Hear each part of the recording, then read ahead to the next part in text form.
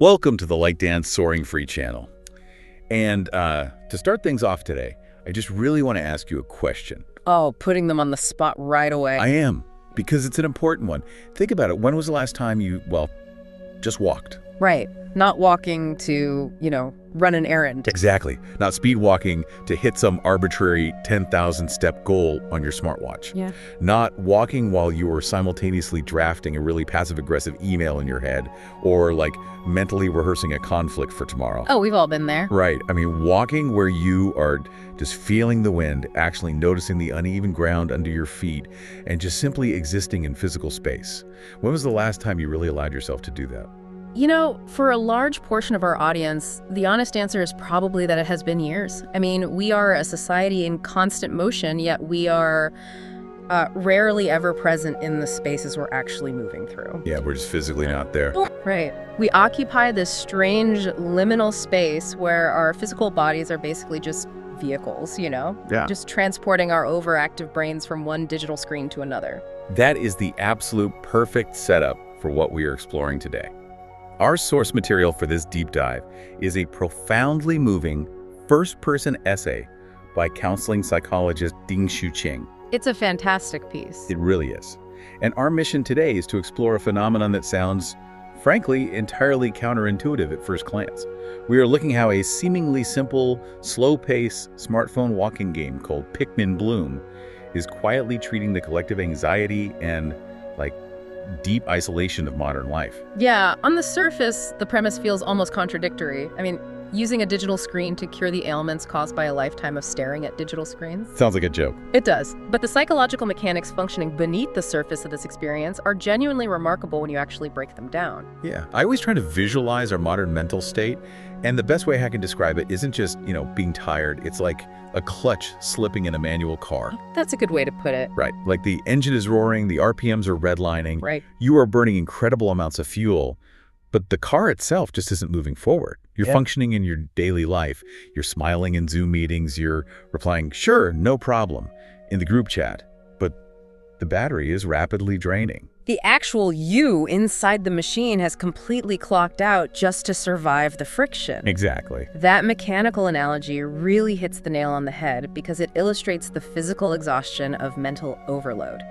In clinical psychology, we actually have a specific term for that exact feeling of detaching from your immediate reality to cope with stress. Is it dissociation? Yes, exactly. It is called dissociation. And if you look toward Buddhist philosophy, they frame this exact same experience as the separation of body and mind. It's basically a state of hidden burnout.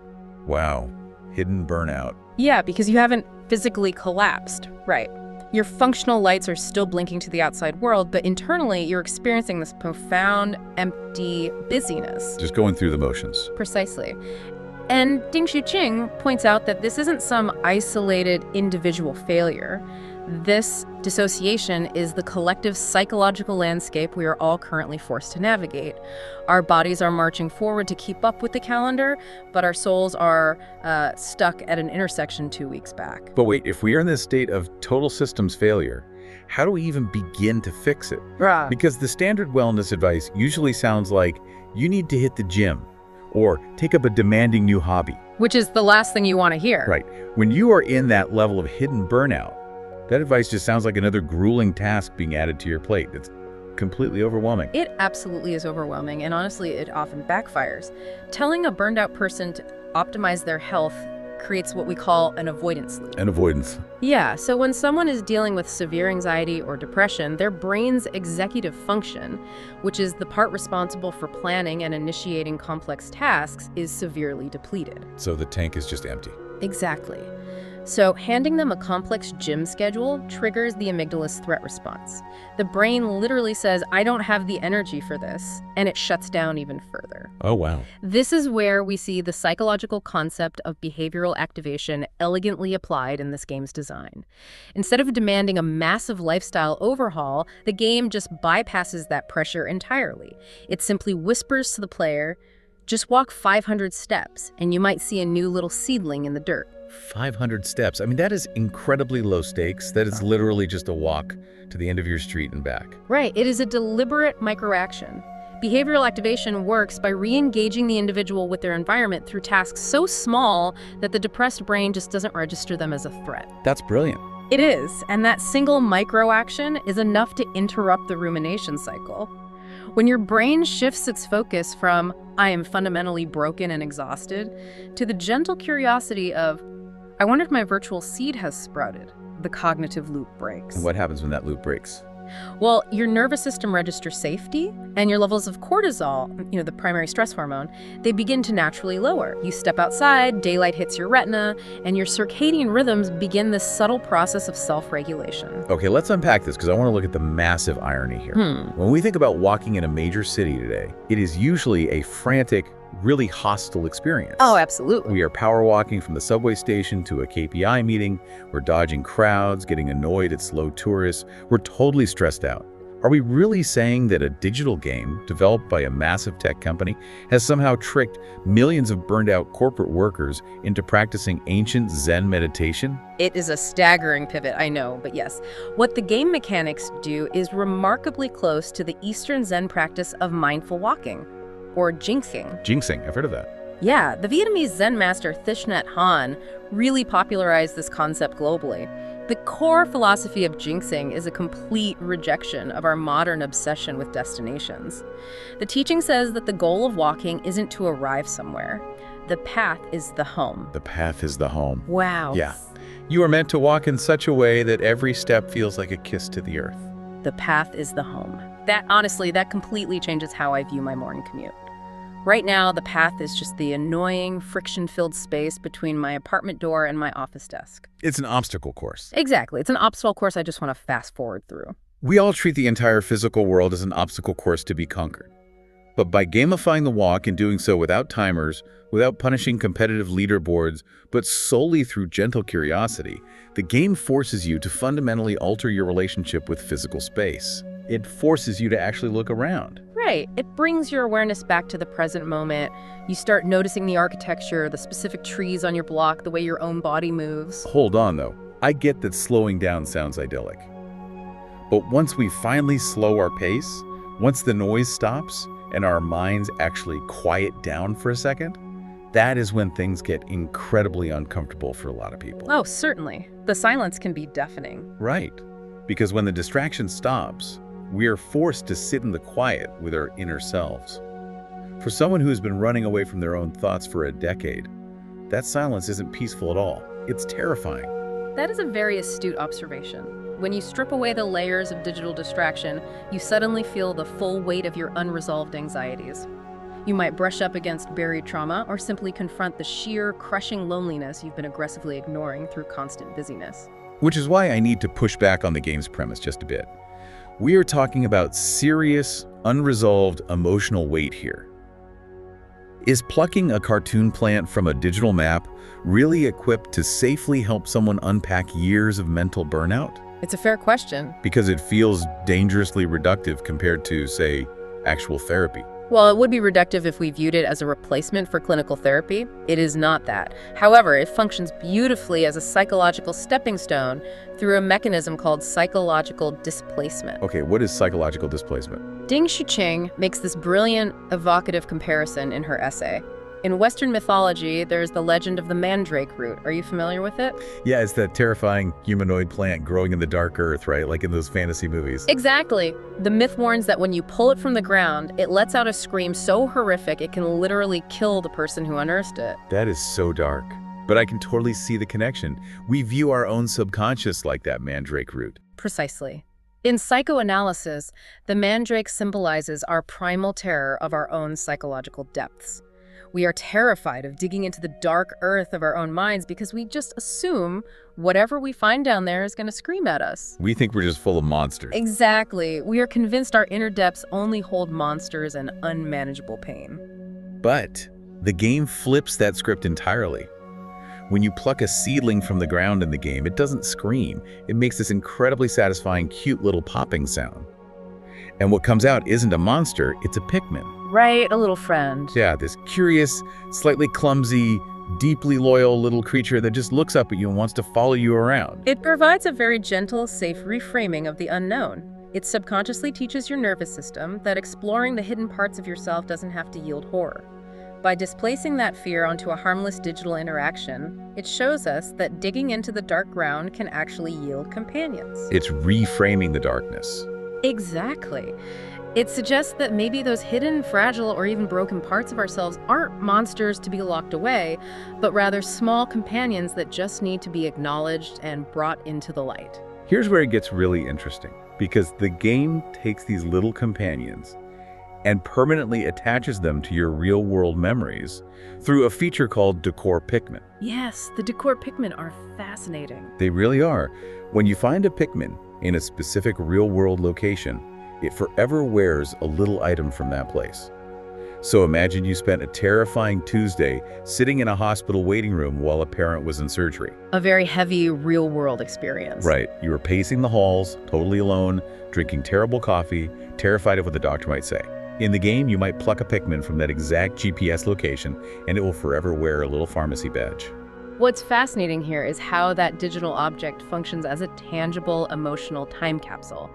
We live in a society that constantly pressures us to get over it, to optimize our trauma, and to just endlessly move forward. Let's push through the pain. Exactly. But these digital companions become external, physical manifestations of our emotional history. Because months later, you might be having a completely overwhelming day at work. You feel like you can't handle anything. You open your phone to escape, and you see that little guy walking across your screen wearing the pharmacy badge. And it brings you right back. It does. Yeah. It instantly reminds you, hey, I survived that horrific day at the hospital. I sat in that pain. I faced that fear, and I made it through. It radically transforms the smartphone itself. It really does. It's no longer just a doom-scrolling device feeding you anxiety. It becomes a portable psychological safe space. Yeah. It literally carries the memories of your real-world vulnerabilities for you when they are just too heavy to carry yourself. It creates a vital sense of narrative continuity for the user. When we are deeply burned out, our lives feel like a series of fragmented, meaningless tasks disconnected from any larger purpose. Yeah, you just feel lost in the sauce. Right. Seeing those companions tied to specific heavy moments reminds the user that their life actually has a through line. You exist, you have occupied space, you have survived difficult feelings, and you are still walking forward. It is profoundly validating, but as I was reading the source material, I hit a detail that completely threw me. Oh, what was that? Well, as you walk with these companions, you plant these beautiful, glowing virtual flowers all along your GPS path. It turns the map into this vibrant garden. But the game has a massive catch. Those flowers disappear in 24 hours. They just vanish. Yes, they do. Why would a game purposefully delete your hard work? Losing progress usually feels like a punishment. Why are we so bad at letting things go? We struggle with it because it goes against every evolutionary and modern cultural instinct we possess. Biologically, we are driven to hoard resources for survival. Culturally, we are conditioned to equate accumulation with success. Build your empire. Keep your high score. Exactly. Build your empire, save your progress, keep everything you've earned forever. When something ends or disappears, our modern brains interpret it as a failure or a theft. So why is having our digital flowers deleted actually therapeutic? Because it introduces players to the Japanese aesthetic and philosophical concept of mono no aware. This translates roughly to the pathos of things, or the gentle sadness and profound beauty of transience. The beauty of transience. Yes. It is the realization that things possess beauty precisely because they do not last. A plastic flower lasts forever, but it evokes no emotion. The cherry blossoms are breathtaking specifically because we know they will fall to the earth in a few short days. So instead of clinging to the anxiety of losing something, the game forces you into a rhythm of just appreciating the beauty while it's in front of you. The mechanics gently teach us to view withering not as a personal failure, but as an essential, natural part of the life cycle. You plant a flower today, tomorrow it is gone. But tomorrow you also have the agency to plant a new one. That's a really comforting thought. In her essay, Ding Shu-ching beautifully contextualizes this by bringing in the Taiwanese Saixia legend of the dwarf spirits, known as the AK. Oh, that legend really struck a chord with me. Yeah. How does the story of the AK connect to this fear of endings? According to the oral tradition, these dwarf spirits taught the Saixia tribe all their foundational knowledge of agriculture and farming. They provided the tools and wisdom necessary for the tribe to survive and thrive. They were basically their saviors. Yes. But then, once the teaching was fully imparted, the spirits quietly left. They simply departed. Wow. The profound philosophical lesson embedded in that myth is that their departure was not a tragedy. It wasn't an abandonment. It was a completion. A completion. Yes. Letting go is a necessary requirement for the next phase of life to begin. We suffer immense anxiety in the modern world because we refuse to let anything reach its natural completion. We cling violently to outgrown relationships, to toxic jobs, to past versions of our own identity. So what does this all mean for us practically? Especially regarding those toxic jobs. Because when I think about where this feeling of being trapped and unable to let go is most concentrated, it is absolutely in the workplace. Oh, undoubtedly. Ding-Shu Ching writes extensively about our collective fatigue. In these high-pressure corporate environments, we are surrounded by dozens of coworkers in open-plan offices. Yet we feel completely alienated. We feel like tiny, infinitely replaceable cogs in a massive, indifferent machine. That is the defining crisis of modern alienation, a concept heavily studied in sociology. We are hyper-connected through digital channels, but physically and emotionally, we are profoundly isolated. We're all in the same room, but we're totally alone. Exactly. The daily labor we perform rarely feels like it belongs to us, nor does it feel like it meaningfully contributes to our immediate community. We are completely divorced from the fruits of our own labor. And this is where I think the game quietly acts as a salve for our broken relationship with teamwork. In the game, you manage this little army of Pikmin, and when you find a piece of fruit on the map that is too heavy for one of them to lift, they all rush over to carry it together. And they look so happy doing it. They look genuinely joyful. You aren't their exploitative middle manager whipping them to increase their output. You are their guardian. They are willingly volunteering their labor for the collective good of the group. If we connect this to the bigger picture, the game is acting as a powerful psychological compensation mechanism. For an individual who spends 8 to 10 hours a day feeling powerless, micromanaged, and deeply alienated from their own output, the game provides a safe, controllable microcosm. A place where work actually makes sense. Right. It reclaims the inherent beauty of collective labor. It reminds the player's nervous system what it feels like to lead with gentleness, to cooperate without the threat of punishment, and to achieve a shared goal where every single contribution is visibly valued. It's like it is desperately reminding our brains that working together isn't supposed to feel like a slow, soul-crushing death. It's supposed to feel fulfilling. Exactly. But I do worry about the gamification of everything, though. It feels a bit dystopian to picture someone standing at a funeral or a solemn memorial, eagerly swiping on their phone to level up their virtual garden because they're just so detached from reality. This raises an important question about limits, and it is a boundary that Ding-Shu Ching is very careful to establish. While this gentle digital ritual is profoundly healing, we cannot use it to completely bypass the physical and systemic realities outside of the screen. We can't just live in the game. No, we can't. We must recognize the concept of spatial sanctity. Because the game is tied to real-world GPS data, people are walking everywhere to plant these virtual flowers. But checking in or planting flowers at solemn places like hospitals, memorials, or cemeteries must be navigated with profound respect. That makes total sense. Sometimes the most deeply human action we can take in a sacred space is simply to be present in the silence, without placing a digital overlay between ourselves and the gravity of the physical world. Right. A digital safe space shouldn't become a fortress that keeps real-world reverence out. And there's an emotional boundary to consider as well, right? Yes, absolutely. Building a profound bond with a digital companion is a form of parasocial interaction. A parasocial relationship is essentially a one-sided bond, similar to how a person might feel deeply emotionally connected to a celebrity or a fictional character who doesn't know they exist. Like it feels real to you, but it's not a two-way street. Precisely. These digital bonds can soothe a dysregulated nervous system. They can act as a crucial bridge during periods of intense isolation, but they are still just a bridge. They cannot serve as a permanent house. They can't replace people. No, they can never fully replace the somatic warmth of a real human hand holding yours in a moment of grief. The ultimate reality check, though, is about the corporate world itself. Because we can plant all the virtual flowers we want, but Monday morning still comes. It does. And this must be stated forcefully. Finding inner peace through a mindful walking game is not a free pass for corporations to avoid structural reform. Say it louder for the people in the back. Right. A beautifully designed app cannot replace fair working hours. It cannot replace a living wage, a psychologically safe workplace culture, or comprehensive mental health support from an employer. It's just a Band-Aid on a broken leg. Systemic burnout requires systemic solutions. As Ding-Shu Ching powerfully articulates, healing isn't about learning how to paddle more elegantly in a sinking ship. We still have a responsibility to fix the ship. That is the most vital takeaway. We shouldn't have to rely on a tech company's smartphone game just to survive the psychological toll of our daily lives. Okay. But at the same time, while we're waiting for those massive systemic cultural shifts to happen, which we know moves at a glacial pace, we still have to get through Tuesday. We do. We still have to survive the concrete jungle we are navigating right now. Precisely. We cannot suspend our need for comfort while waiting for utopia. That is where the immediate, practical value of this daily practice lies. It is an accessible tool for survival in the present moment.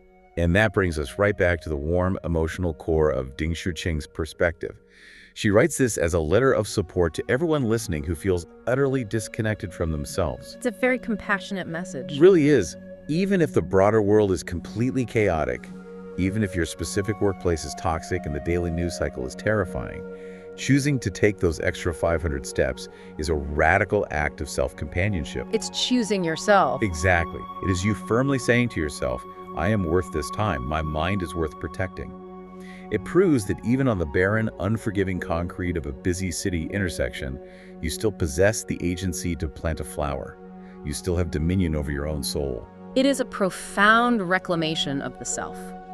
By simply putting one foot in front of the other, entirely without a destination in mind, you are slowly pulling your spirit back into your physical body. You are returning home to yourself. You really are. So I want to leave you with a final thought to mull over today.